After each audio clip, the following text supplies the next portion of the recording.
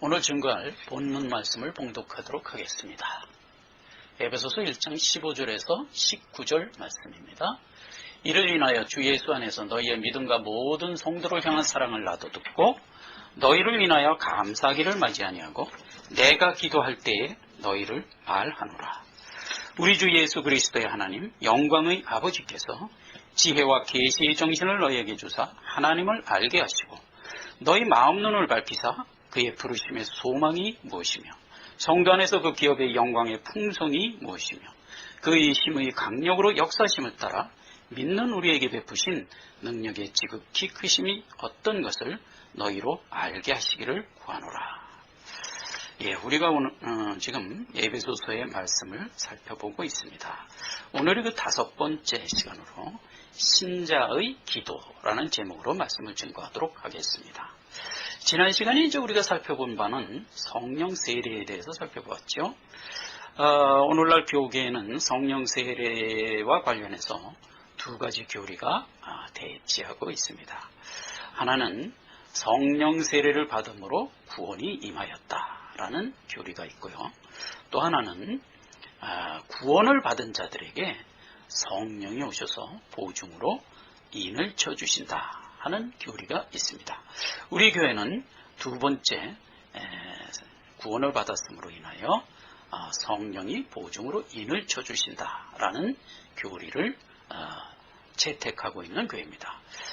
이것이 진리인 것은 우리 교단이 이것을 주장하기 때문에 진리가 아니라 이러한 내용의 말씀이 성경이 자증하고 있는 내용이라는 점에서 이것은 진리인 것입니다. 지금 성령 세례와 관련해서 성경에서 대표적인 세 사례를 지난 시간에 살펴봤죠. 하나는 이제 오순절 성령 사건이었고요. 두 번째가 고넬료 가정의 성령 세례 사건이었고요. 그 다음에 아볼로가 목회하던 에베소 교회에 임한 성령 세례 사건이었죠.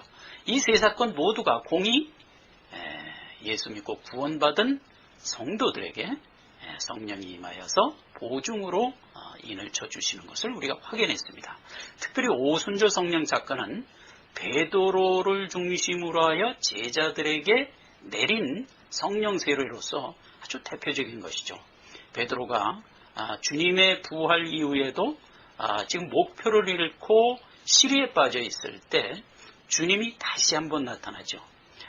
애당초 베드로와 및 그 제자들을 처음 주님이 만났을 때 주님은 이들에게 앞으로 너희가 사람을 낚는 어부가 되리라고 예언해 주신 것을 우리가 기억합니다.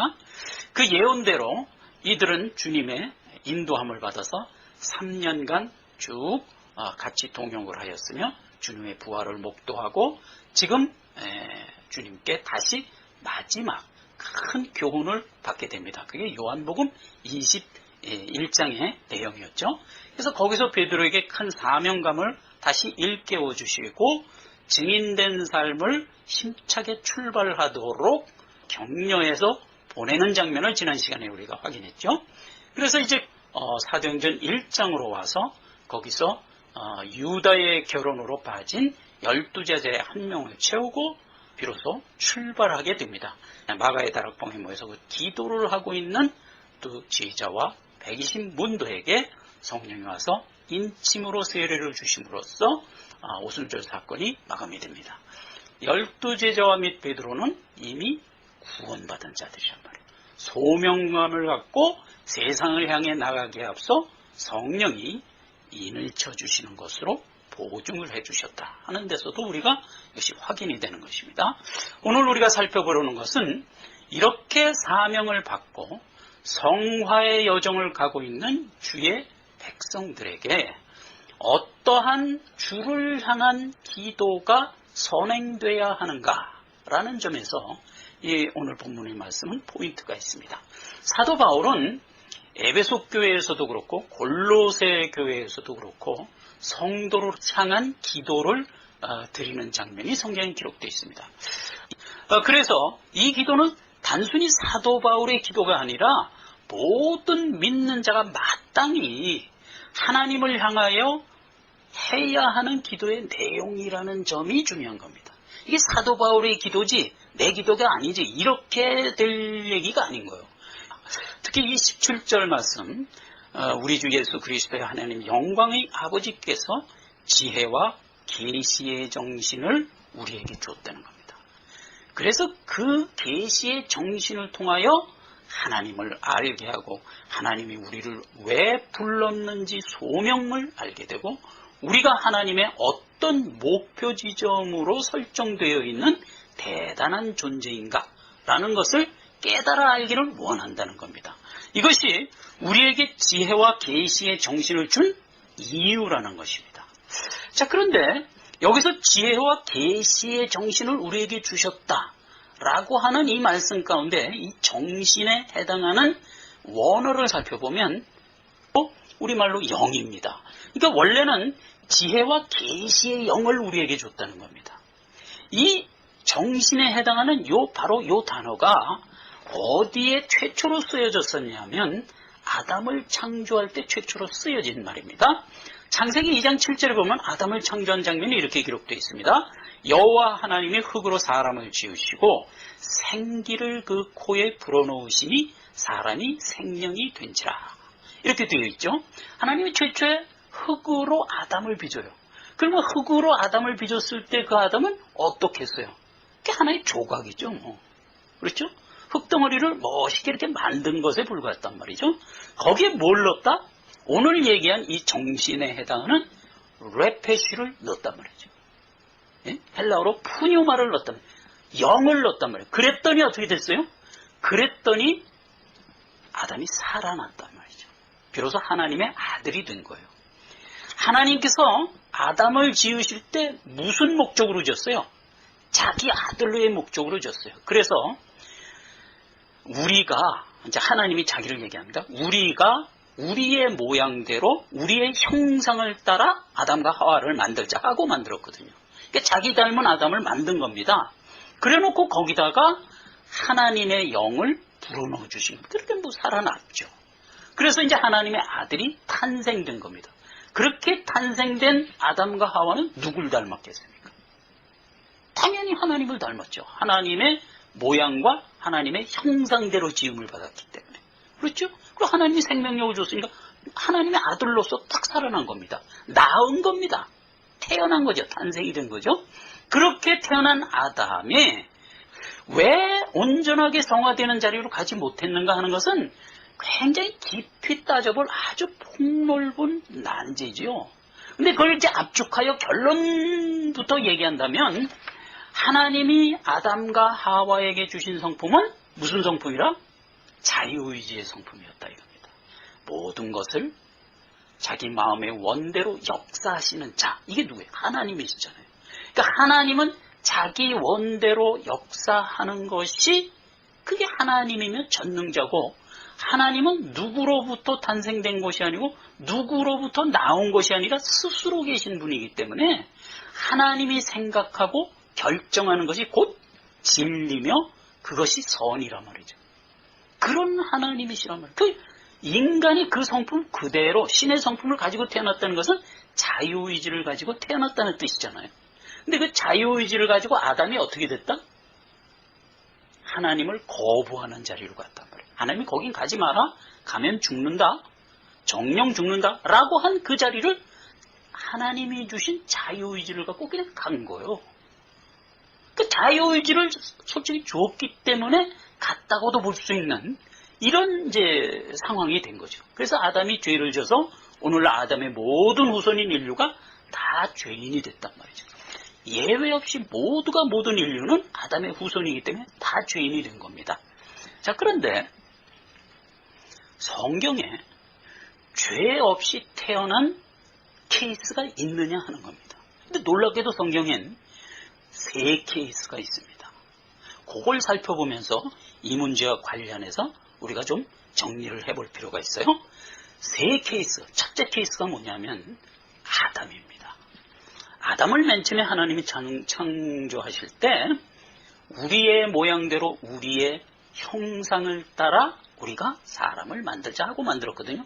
그러니까 그렇게 만든 아담과 하와는 하나님의 형상대로 하나님의 말하자면 분신으로 태어나게 된 겁니다. 그래서 무죄한 거예요. 죄가 없이. 그러니까 죄를 있게 아담을 창조하지 않았다고요. 무죄하게 창조했어요.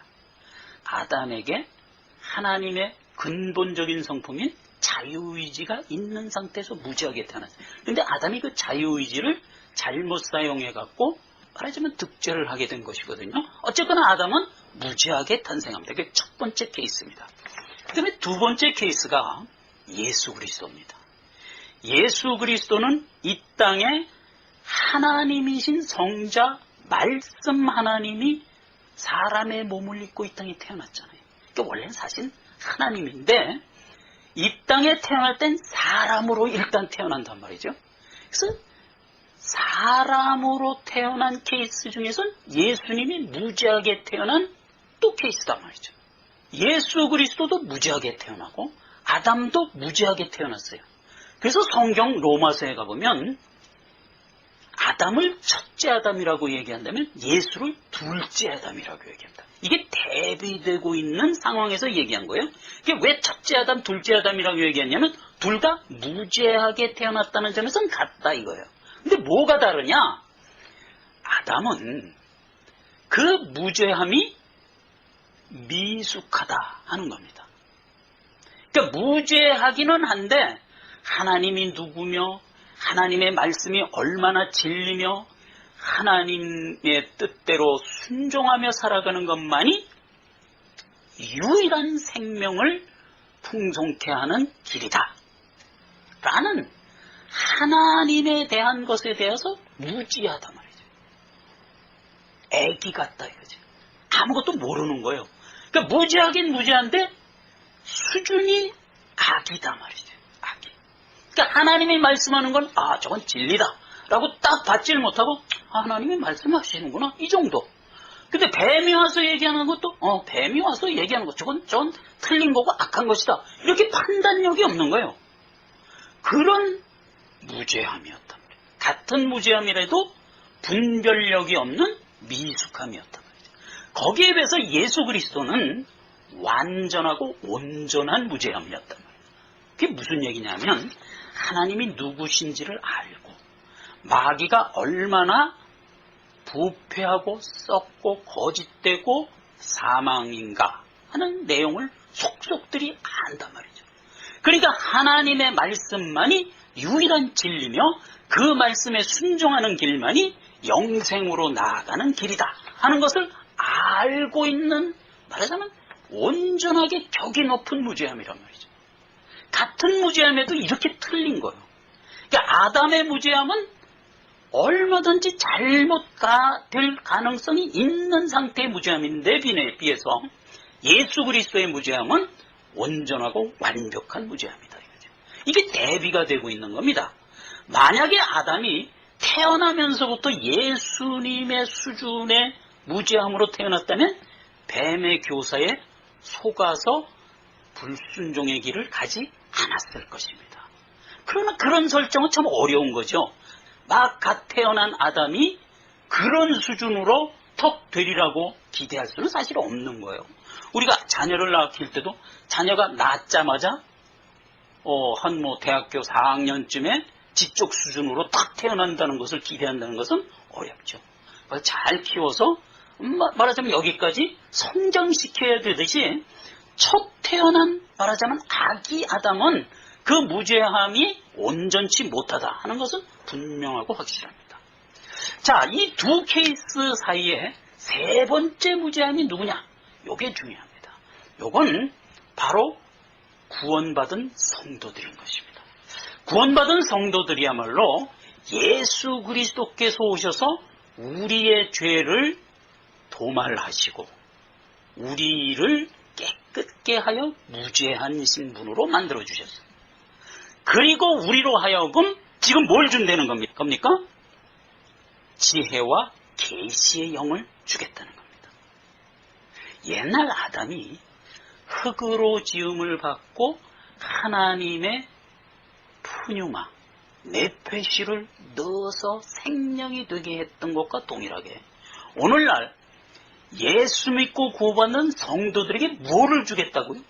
지혜와 계시의 푸뉴마, 네피시를 주었다는 겁니다. 그렇죠? 그래서 성화의 여정을 가도록 인도하고 있다는 겁니다. 그래서 오늘 이 본문의 말씀을 보면 왜 지혜와 계시의 정신을 줬냐 하면 너희로 하여금 하나님 아버지를 알게 하고 너희로 하여금 왜 하나님이 너를 부르셨는가 하는 그 소망의 목적을 알게 하며 너희가 얼마나 큰 존재인가를 깨달아 알게 하려고 이 계시의 정신을 줬다는 겁니다. 그렇죠? 아담은 죄가 뭔지를 모르는 상태에서 출발하다가 그만 잘못 가고 말았어요. 그러나 구원받은 성도는 죄에 한번 빠져서 사망의 늪에 들어갔던 경험이 있는 자들입니다.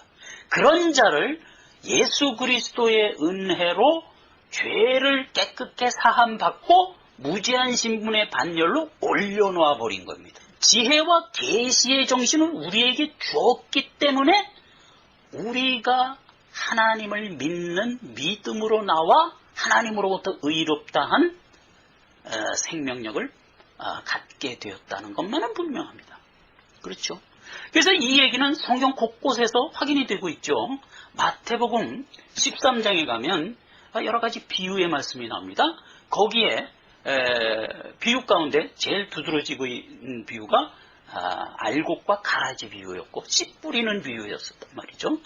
그런데 그 씨가 떨어져서 잘 자라는 땅이 있는가 하면 떨어졌는데 잘 자라는 듯 하다가 자꾸 죽고 하는 세 케이스가 있단 말이에요. 길가에 떨어지고 바위에 떨어지고 가시떨기에 떨어지고 이런 씨는 자라는 듯 하다가 그만 못 자라고 죽거나 아예 자라지도 못하고 새가 와서 먹어버리거나 이런 케이스란 말이에요. 근데 좋은 땅에 떨어지면 잘 자라서 열매를 맺히거든요.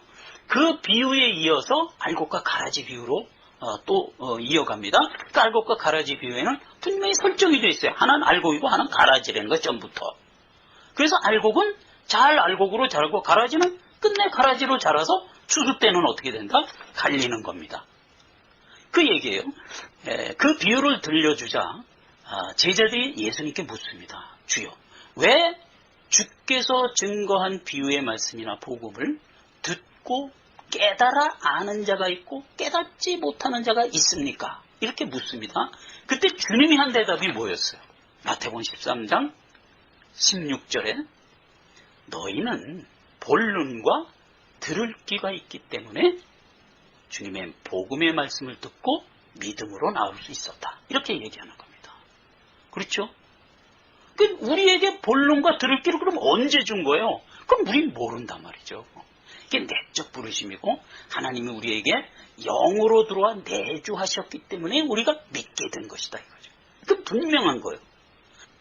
오늘 본문 말씀에서 지혜와 계시의 영이라고 써야 맞는데 왜 지혜와 계시의 정신이라고 그랬냐 이거죠. 근데 이건 아주 잘 번역된 케이스입니다. 근데 유일하게 우리 성경만 지혜와 계시의 정신이라고 번역되어 있어요. 그럼 이게 틀린 번역이 아닌가 이렇게 생각할 수 있는데 이건 굉장히 잘 된 번역입니다. 원래 지혜와 계시의 영 이렇게 써야 함에도 불구하고 이걸 지혜와 계시의 정신이라고 쓴 건 정말 기가 막힌 번역입니다. 왜냐하면 성경이 그것을 자증하고 있기 때문입니다. 보세요. 돌멩이로 만든 흙으로 만든 아담에게 하나님이 푸뉴마, 네페시를 넣어서 생명이 돼서 살려놨어요. 그러면 아담 안에 흙과 영이 두 개가 들어가서 그냥 둘이 그냥 같이 있는 겁니까? 아니에요. 그게 둘이 들어와서 하나의 새로운 살아있는 사람이 되는 겁니다. 그러니까 영이 들어와서 원래 흙인 아담과 합쳐져서 하나의 살아있는 생명이 되는 겁니다. 그 이야기가 고린도서 5장 17절에 있단 말이죠. 자 보세요. 이 고린도 5장 17절은 예수 10년쯤 믿은 사람은 다 외는 성구, 아주 유명한 성구죠. 오늘 우리가 한번 외워봅시다. 그런즉 누구든지 그리스도 안에 있으면 새로운 피조물이라. 이전 것은 지나갔으니 보라 새 것이 되었도다. 참 기가 막힌 말이죠. 누구든지 우리 안에 그리스도의 영이 있으면 어떻게 된다? 나와 영이 둘이 들어와서 함께 산다. 이게 아니고 그리스도의 영이 내 안에 들어오면 새로운 피조물이 되어서 나아간다. 이겁니다. 바로 이 얘기입니다. 하나님께서 지혜와 계시의 정신을 죄 사함 받은 신자에게 넣어줬을 때 그 지혜와 계시의 영이 우리 안에 들어와서 뭘 만들어내요? 나라는 하나의 정신을 만들어내는 거예요. 이 정신이라고 의역한 부분은 굉장히 다르잖아요. 정신 그럼 그냥 변화된 나라는 의미가 그냥 가나잖아요. 만약 이걸 지혜와 계시의 영을 우리에게 주사 이랬으면 나 따로 영 따로 이렇게 따로 노는 듯한 느낌을 받는다고. 근데 이걸 정신이라고 그랬으니까 변하여 새 피조물이 된 것을 완벽하게 표현하고 있는 의역이라고 그러죠. 그래서 저는 이게 한국말 성경이야말로 정말 우수한 성경이로구나 하는 것을 제가 100번 또 깨닫습니다. 그래서 성경은 우리말로 읽는 게 가장 좋습니다. 이게 정말 잘 번역했습니다. 다른 성경 다 봐도 지혜와 계시의 영이라고 되어 있어요. 우리만 정신. 보라, 새로운 피조물이 되었도다. 그렇죠? 이게 기가 막힌 번역입니다. 자, 그래서 지혜와 계시의 정신을 우리에게 준 이유를 다시 한번 정리해보면, 첫째, 하나님을 알게 한다는 겁니다. 둘째, 부르심의 소망을 깨닫게 한다는 겁니다. 그리고 그의 기업의 풍성이 얼마나 큰지를 알게 한다는 거예요. 그게 18절, 19절에서 이어지는 말하자면 결과입니다. 그러면 우리를 부르심의 소망은 어떤 모습으로 우리에게 주어졌는가 하는 것을 살펴보고 우리에게 주신 기업이 얼마나 큰 것인가를 우리가 이 시간 좀 살펴보자 말이죠. 하나님께서 지혜와 계시의 정신을 우리에게 왜 주셨느냐 말이죠. 그것은 우리로 하여금 하나님이 누구신가를 알게 하고 우리로 하여금 하나님이 우리를 왜 불렀는가를 알게 하고 그리고 또 우리를 하나님이 얼마나 높은 차원으로 목적하고 있는가를 알라는 거죠. 근데 이걸 아는 게 왜 중요하냐 이거죠. 이걸 아는 것이 우리의 신앙생활의 승패를 가름하기 때문이다 이겁니다. 만약 이걸 모르면 우리는 신앙생활을 이어가면서 다만 초인적인 극기만이 요구된다 이거예요. 인간에게 초인적인 극기와 인내심을 극도로 발휘하라고 주장하는 게 누구 주장인지 아십니까? 그게 세상 철학의 주장입니다. 근데 이건 우리의 성화 생활을 성공적으로 이끌어갈 수가 없습니다. 그러니까 우리가 하나님이 누구신가, 하나님이 왜 우리를 불렀는가, 그리고 내가 하나님의 얼마나 큰 존재인가, 이것을 아는 것은 치명적으로 중요합니다. 그래서 우리의 신앙생활에서 온전한 성화의 여정을 넘어지지 않고 끝까지 갈 수가 있는 것이다 이겁니다. 그래서 우리의 소망을 성경은 세 가지로 우리에게 정의하고 있습니다. 그걸 하나 좀 살펴보자고요.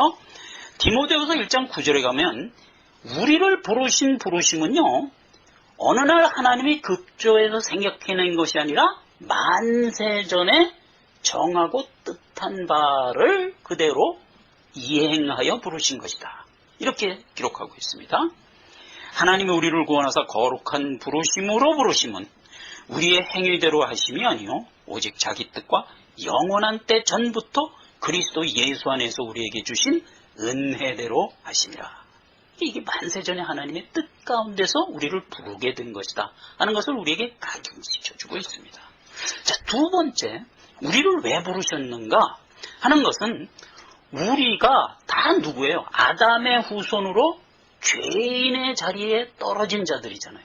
그 죄인의 자리에 떨어진 우리에게 죄사함의 은혜를 베푸사 영원한 기업을 향하여 가게 하기 위하여 부르셨다는 겁니다. 그 얘기가 히브리서 9장 15절에 이렇게 기록되어 있습니다. 이를 인하여 그는 새 언약의 중보니 이는 첫 언약 때의 범한 죄를 속하려고 죽으사 부르심을 입은 자로 하여금 영원한 기업의 약속을 얻게 하려 함이라. 이게 생각을 해보세요. 아담과 하와가 첫 언약을 범하여 불순종의 자리로 떨어졌어요. 그죠? 아담에게 선악을 알게 하는 나무의 실과를 먹지 마라. 먹으면 정령 죽으리라 한 것을 언약으로 볼 것이냐, 하나님의 명으로 볼 것이냐, 여러 가지 신학적 논증이 있습니다만은 여기서는 그거를 지금 하나님의 명을 어기고 불순종하여 죄를 진 우리에게 이 뜻으로 지금 이 얘기를 하는 겁니다. 첫 언약 때의 범한 죄를 속하려고. 그러니까 아담이 불순종하여 사망의 자리로 떨어진 것을 하나님이 어떻게 했다? 되돌려놨다 이겁니다. 무엇으로? 자기 십자가 피로 되돌려놨다 이겁니다. 그 되돌려놓고 우리로 하여금 영원한 약속의 기업을 얻는 자가 되게 하려 원위치로 갖다 놓고 새로 시작하게 했다. 이게 우리를 부르신 목적이란 말이죠. 그 다음에 이제 마지막으로 우리를 왜 불렀는가? 로마서 8장 28절에 보면 이렇게 기록한 것을 보게 됩니다. 우리가 알거니와 하나님을 사랑하는 자 곧 그 뜻대로 부르심을 입은 자들에게는 모든 것이 합력하여 선을 이룬다는 겁니다. 누구에게? 하나님이 부르신 자들은 모든 삶의 여정이 어디를 향하여 점철되고 있다고요? 하나님이 목적한 선을 이루는 데를 향하여 점철되어 있다고요. 그러니까 우리가 엎치락뒤치락 살아가지만 끝내 우리가 가서 서 있는 곳은 하나님이 설정한 선의 자리에 가서 서 있더라 이겁니다. 이게 뭘 얘기하는 겁니까?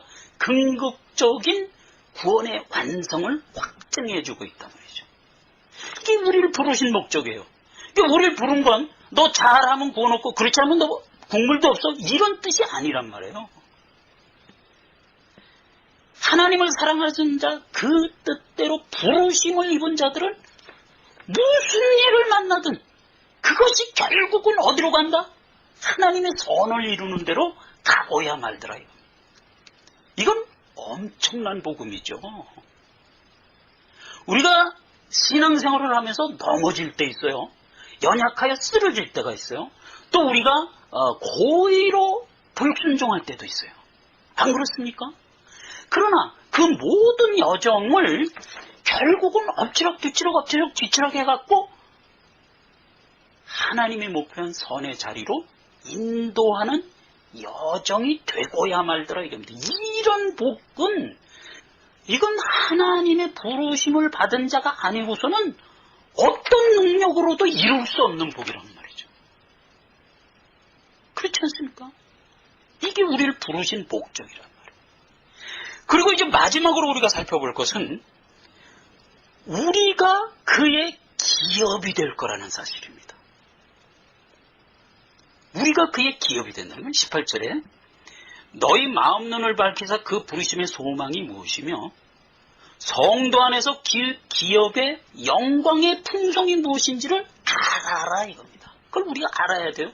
왜 알아야 되냐? 아직 우리가 우리 기업의 풍성한 것을 손으로 확보하지 못했습니다. 그렇죠? 우리는 우리 영만 온전히 구원받아서 육신의 구원을 향하여 나가고 우리 본향을 향하여 가는 여정이 있기 때문에 거기 가서 완전히 누릴 우리의 최종적인 모든 기업의 목적을 우리가 다 안고 있지 못합니다. 그렇죠? 분명히 그렇습니다. 그러나 그걸 알아라 이거야. 네가 지금 손에 잡히지 않았다고 해서 모르지 말고 알아라 이겁니다. 알아야 된다 이겁니다. 구원을 얘기할 때 로마서에서 뭐라고 얘기했어요? 구원은 소망이다 그랬어요. 근데 소망은 어떤 특징이 있어요? 눈에 보이지 않는단 말이죠. 눈에 안 보인다고요. 그렇지 않습니까? 그래서 우리가 가지고 있는 영광의 그 큰 소망의 내용을 우리가 못 보지만 알아야 된다 이겁니다. 그래서 하나님이 그 기업의 영광이라고 했을 때 그 기업의 영광 그러면 누구 기업이라고? 일단 이게 금방 이해가 됩니까? 그 기업의 영광, 그러니까 우리에게 준 기업의 영광 이렇게 딱 해석이 되지 않습니까? 그렇죠? 그래서 우리의 기업 이렇게 해석이 되지만 이것도 원어를 보니까요 놀랍게도 그의 기업의 영광이에요. 이 소유국이더라고 이 그가. 그러니까 그의 기업의 영광이면 그 의가 누구? 그 의가 누구? 하나님이잖아요. 하나님의 기업의 영광이에요. 그 하나님이 무슨 기업이 있다는 얘기예요? 하나님의 기업은 바로 우리라는 것입니다. 그러니까 하나님이 기업으로 가지고 있는 자 우리가 얼마나 큰 영광을 가지고 있는가를 우리가 알라는 겁니다. 그래서 그의 영광을 알아라. 그러니까 우리가 가지고 있는 그 가치의 크기를 알아라. 이런 뜻도 되는 거고 이게 원래 그 뜻이고 이것이 꼭 그 뜻만이 아니라 우리가 확보된 우리의 기업의 크기라는 뜻으로 해석해도 무리가 없는 것입니다. 그래서 그 해석이 둘 다 될 수 있는 것은 성경이 그 기업을 얘기할 때 둘을 다 얘기하고 있다는 점이에요. 그걸 한번 살펴보자고요. 민수기 18장 20절에 보면 나는 이스라엘 자손 중에서 네 분기시요 네 기업이라 그랬어요. 그러니까 성도들의 기업이 누구라고요? 하나님이라고요. 하나님 자신이 나의 기업이기는 하지만 하나님 그러면 하나님에 있는 천국, 하나님의 나라가 내 기업이란 말이에요. 그 얘기를 하는 거예요. 그러니까 이럴 때는 내 기업을 얘기하는 거예요. 그게 얼마나 크겠습니까? 그렇죠? 이 피조세계, 이제 구원사역이 다 끝나고 나면 소멸될 이 지구도 얼마나 아름답습니까? 하물며 영원히 지속될 아버지의 나라겠습니까? 그 나라가 우리의 분깃이 될 건데 그 기업의 큼이 얼마나 크겠습니까? 신명기 32장 9절은 반대로 얘기를 하고 있습니다. 여호와의 분깃은 자기 백성이라 야곱은 그 택하신 기업이로라. 여호와가 기업을 가지고 있답니다. 생각해보세요. 여호와가 자기가 창조한 하늘과 땅을 이건 내 기업이다 이렇게 생각하겠습니까? 물론 그렇게 생각할 수 있어요. 그러나 그거는 너무 가난한 생각입니다. 하나님이 겨우 그래 자기 말씀으로 야 있으라 하면 톡톡 생겨나는 게 이게 내 기업이다 하고 품겠습니까? 뭐 품어서 안 될 건 없지만 그걸 하나님이 내 기업이다 이렇게 하기에는 너무 약화되는 느낌이 안 듭니까? 하나님의 기업은요 이 천지만물 물론 장엄하고 큽니다. 영광스럽고 엄청난 내용을 가지고 있습니다. 그러나 그것을 누구에게 줬냔 말이에요. 하나님의 자녀에게 줬단 말이에요. 그 하나님의 자녀들을 온전하게 성숙돼서 완성해서 후사로 삼아서 그 하나님의 나라를 관리하고 다스려 맡김으로써 함께 복락을 누리자는 거거든요. 그 하나님의 진정한 기업은 자기 자녀들인 겁니다. 그 얘기예요. 지금 신명기 32장 9절 말씀. 내 기업이 너다 이거예요. 야곱이다 이겁니다. 이스라엘이다 이겁니다. 그렇죠? 그 얘기예요. 그 다음에 신명기 9장 29절도 동일한 얘기예요. 그들은 주의 큰 능력과 펴신 팔로 인도하여 내신 주의 백성 곧 주의 기업이로소이다. 하나님의 기업이라니까요. 우리가 이렇게 얘기하는 것보다 더 우리의 기업을 크게 묘사한 말은 사실상 없는 거죠. 우리의 기업이 커서 하늘나라와 하나님이 우리의 상급이고 기업이다 라고 얘기하는 것보다 더 크게 얘기하는 방법이란 말이에요. 하나님이 우리를 기업으로 여기겠다는 말이 더 큰 말이란 말이에요. 이 양쪽 다 맞는 말이에요. 자, 여러분, 우리가 하나님이 주신 지혜와 계시의 영을 받았습니다. 왜 받았죠? 이것을 알라고 받은 겁니다. 옛날 아담은 영을 받긴 받았지만 그래서 산자가 되었지만 이걸 모르는 미숙한 어린아이였던 거예요. 그러니까 하나님의 말씀을 그냥 단순히 하나님이 말씀하시는구나. 마귀가 얘기해도 마귀가 얘기하는구나. 분별력이 없는 거예요. 그래갖고 뭐 자기 마음대로 일로 가볼까? 일로 가볼까? 아니야 일로 가볼 거야. 그러니까 간 게 그게 죽음의 자리로 갔단 말이에요. 이게 정말 미숙한 무지함이었다. 근데 우리는 지금 어떻다고요? 하나님이 우리에게 지혜와 계시의 영을 주고 우리는 지금 어디를 밟아본 자들이에요? 사망의 자리를 가서 밟아본 자들이죠. 그래서 거기가 가면 얼마나 안 되고 절대로 가서는 안 되는 자리인 것을 아는 자들이에요. 그런 우리에게 죄 씻음을 허락하시고 지금 출발선상으로 다시 갖다 놓으신 거란 말이에요. 그리고 지혜와 계시의 정신을 우리에게 주어 아담이 몰랐던 하나님이 누구신가를 알고 가게 했단 말이죠.